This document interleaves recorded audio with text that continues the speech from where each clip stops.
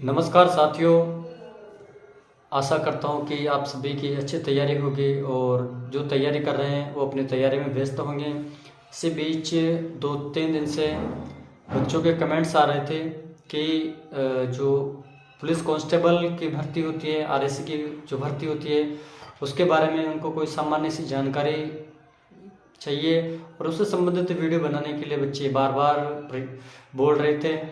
तो मैं उन बच्चों की भावनाओं को समझते हुए जो बिगनर्स हैं, जो शुरुआती तौर पर तैयारी कर रहे हैं, जिनको पता नहीं है, उनके लिए ये वीडियो बहुत ही मददगार साबित होने वाला है।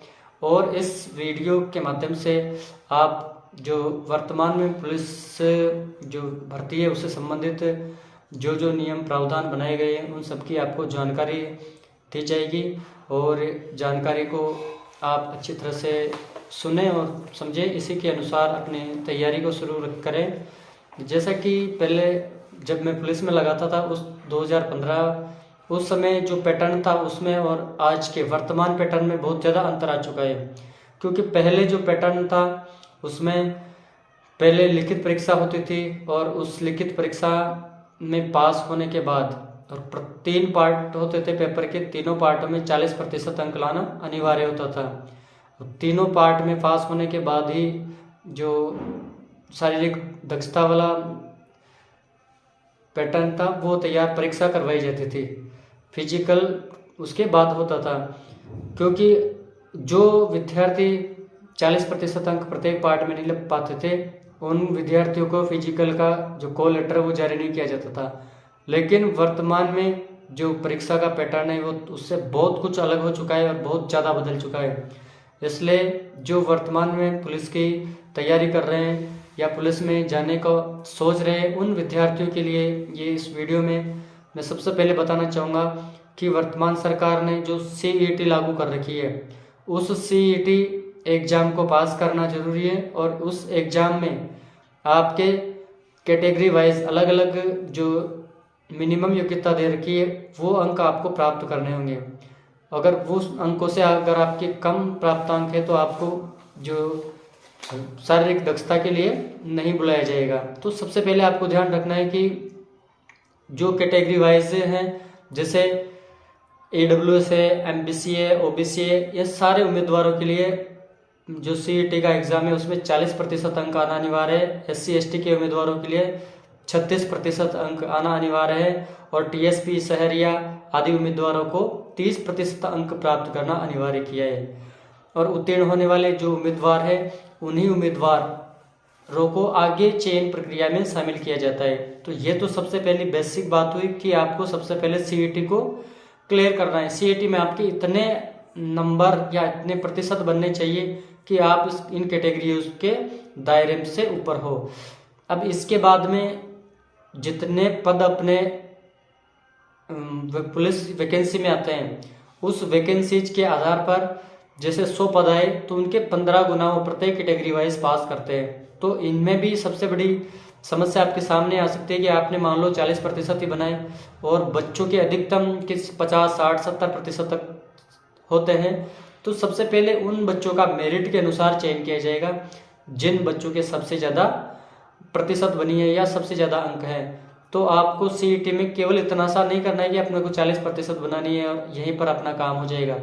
इसलिए CET का एग्ज़ाम को आप ये मान के चले कि ये किसी भी जो एग्ज़ाम्स हैं, परीक्षा के जो एग्ज़ाम्स हैं, उन एग्ज़ाम में प्रवेश का जो प्रमुख साधन है वो CET है। अगर CET में आपके प्रतिशत कम है तो आपको उन 15 गुना में शामिल नहीं किया जाएगा और अगर 15 गुना में शामिल नहीं हो पाते हो तो आप मुख्य परीक्षा तक नहीं पहुंच पाते हो। इसलिए सबसे पहले तो आपको ध्यान रखना है कि CET के एग्ज़ाम को अच्छी तरह से सीरियस होकर देना है और उसमें अधिक से अधिक अंक लाने का प्रयास करना है। अब इसके बाद में होता कि जैसे CET का एग्ज़ाम दिया आपने, CET के अंकों के आधार पर जितनी पोस्ट आई है, जितने पद खाली है वो वैकेंसीज में आए हैं, उन वैकेंसीज के पदों के आधार पर जनरल के 15 गुना है तो उसके 15 गुना पास करेंगे। उस कैटेगरी वाइज 15-15 गुना वो जितनी रिक्तियाँ आई है, जितनी वैकेंसी आई है अपने, उसके 15-15 गुना पास करेंगे। वो किसके आधार पर? CET के मेरिट के आधार पर। अब इस मेरिट के आधार पर आप 15 गुना पास कर जाते हैं। फिर ये 15 गुना होते हैं, इन 15 गुनाओं को फिजिकल के लिए बुलाया जाता है। अब फिजिकल में क्या होता है कि इसके भी अलग अलग मापदंड तैयार किए गए हैं कि जैसे पुरुष वर्ग है, पुरुष वर्ग की हाइट 168 सेंटीमीटर होनी चाहिए। 168 सेंटीमीटर से कम अगर आपकी हाइट है तो आप उसके लिए एलिजिबल नहीं हो, आपको वहीं पर निकाल दिया जाता है। और इसके बाद अगर जैसे आप की हाइट की 168 सेंटीमीटर है तो आपके चेस्ट नापी जाएगी, सीना नापा जाएगा, तो आपका सीना सामान्य सीना 81 होना चाहिए, 81 सेंटीमीटर होना चाहिए। और उसके बाद में फुलाया हुआ आपसे फुलवाएंगे और जब फुलाओ तो वो 5 सेंटीमीटर फूल जाना चाहिए। और अगर अभ्यर्थी अच्छी तरह से प्रैक्टिस करता है, मेहनत करता है, तो उनका वो 5 सेमी सीना आराम से फूल जाता है। उस प्रकार की जो कसरत वो अगर करता है तो आराम से वो चीज़ें सारी हो जाती है। और वो फुलाया हुआ 86 सेंटीमीटर तक होना चाहिए, वरना अगर 86 से कम है तो आपको वहाँ पे शारीरिक दक्षता में पास नहीं किया जाता है। तो आप मेहनत करके ये सारी चीज़ें तो अगर आप आराम से कर सकते हो, जैसे फुलाना है, चेस्ट को बढ़ाना है, ये जो शारीरिक कसरत है बीम लगा के, जो आप शारीरिक व्यायाम के द्वारा इन जो आपकी चेस्ट की समस्या है उसको सॉल्व कर सकते हो। लेकिन हाइट है, आपकी हाइट 168 होनी चाहिए। उसके साथ ही जो महिला अभ्यर्थी है उसके लिए थोड़ी सी रियायत है, क्योंकि जो महिला अभ्यर्थी है उनकी जो हाइट नापी जाती है उस हाइट में थोड़ी सी जो पुरुष अभ्यर्थी है उन पुरुष अभ्यर्थियों की तुलना में तो उसको थोड़ी सी छूट दी जाती है। और उसकी जो न्यूनतम ऊंचाई होनी चाहिए वो 152 सेंटीमीटर होनी चाहिए।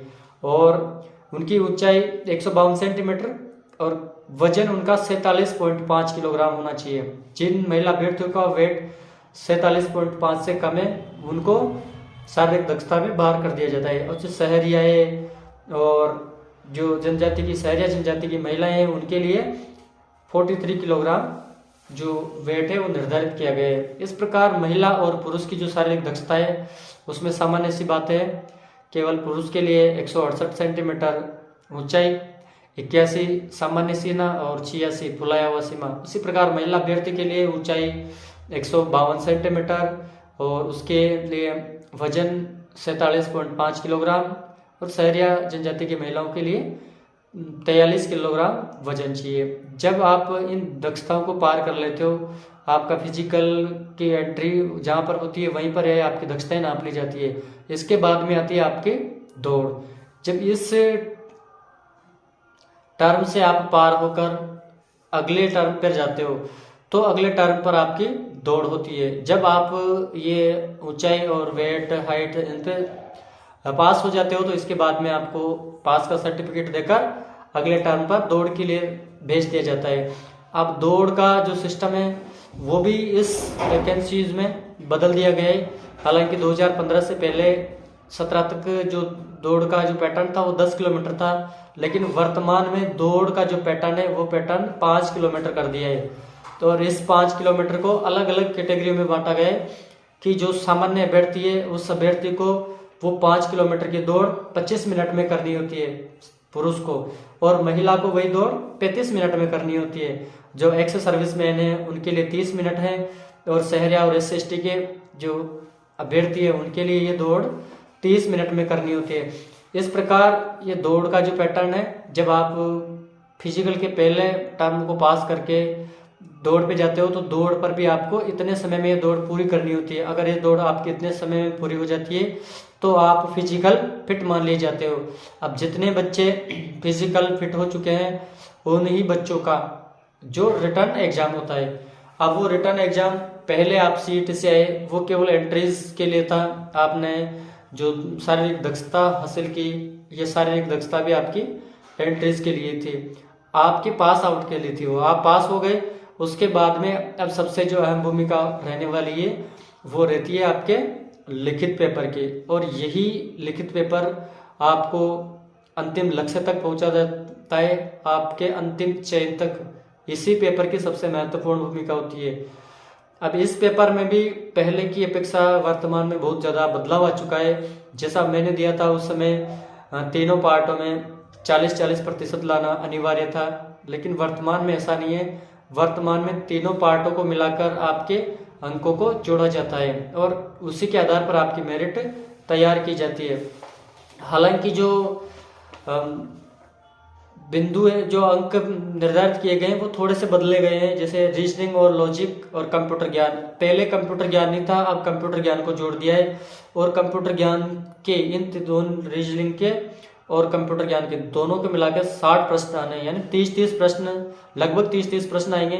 ये फिक्स नहीं है कि 30 ही आए, 35-25 भी आ सकता है, 27-33 भी आ सकता है, 28-32 भी आ सकता है। लेकिन आपको ध्यान क्या रखना है कि 60 अंक और प्रत्येक प्रश्न 1 अंक का होगा, यानी 150 प्रश्न 150 अंक के होंगे। तो आपको जो पहला टॉपिक है या पहला पार्ट है वो रीजनिंग और जो लॉजिक है या कंप्यूटर है, ये इससे संबंधित 60 प्रश्न आने। दूसरा जो टॉपिक है आपका सामान्य ज्ञान है, सामान्य विज्ञान है और समसामयिक मामले, करंट है, सामान्य ज्ञान और सामान्य विज्ञान, ये तीनों चीजें मिलाकर आपके जो कुल मिलाकर के 35 अंक की आनी है। इन 35 अंकों के जो 35 प्रश्न आपके एग्जाम में पूछे जाने हैं। इसके बाद आता है महिला और बच्चों के खिलाफ कानून, जो 10 अंक का है, इससे संबंधित 10 प्रश्न पूछे जाते हैं और राजस्थान का सामान्य ज्ञान होता है वो 45 अंक का होता है। इस प्रकार आपके पेपर के जो पार्ट है वो इसमें एक डिवाइडेड किए गए कि 45 अंक तो सामान्य ज्ञान से आएंगे, महिला और बच्चों के खिलाफ जो कानून है वो 10 अंक के आएंगे, रीजनिंग और कंप्यूटर आपके 60 अंक के आएंगे और सामान्य ज्ञान तक और करंट अफेयर और सामान्य विज्ञान ये आपके 35 अंक के आएंगे। तो इस प्रकार से आपके 150 अंकों का इन्होंने विभाजन कर रखा है। अब इसके अलावा जो आपकी जो शैक्षिक मानदंड है कि किस प्रकार से आपको क्या क्या आपकी योग्यताएं होनी चाहिए जब आप पुलिस का फॉर्म भर सकते हो, तो उसके लिए आपको जो इंटेलिजेंसीज है, जिला पुलिस और इंटेलिजेंसी भर्ती में उम्मीदवारों को मान्यता प्राप्त बोर्ड से 12वीं पास होना चाहिए। टेलीकम्युनिकेशन के उम्मीदवारों के लिए भौतिकी और गणित कंप्यूटर में विज्ञान के साथ में 12वीं पास होना चाहिए। और जैसा कि ये अपन जानते हैं कि देवनागरी लिपि अपनी हिंदी लिपि है और जो राजस्थान की संस्कृति है उसका अच्छा ज्ञान होना चाहिए, क्योंकि जो राजस्थान की संस्कृति है उसी से संबंधित अपने अधिकतर पोर्शंस आने वाले 45 प्रश्न तो अपने राजस्थान सामान्य ज्ञान से आने हैं। तो इस प्रकार से आपकी जो शैक्षणिक योग्यता है वो होनी चाहिए। और आयु सीमा इसमें दी गई है कि आप अगर न्यूनतम आयु 18 वर्ष है तो आप इस एग्जाम में फॉर्म भरने के लिए योग्य हो, और अधिकतम आयु 24 वर्ष पुरुष की है और 29 वर्ष महिला की है।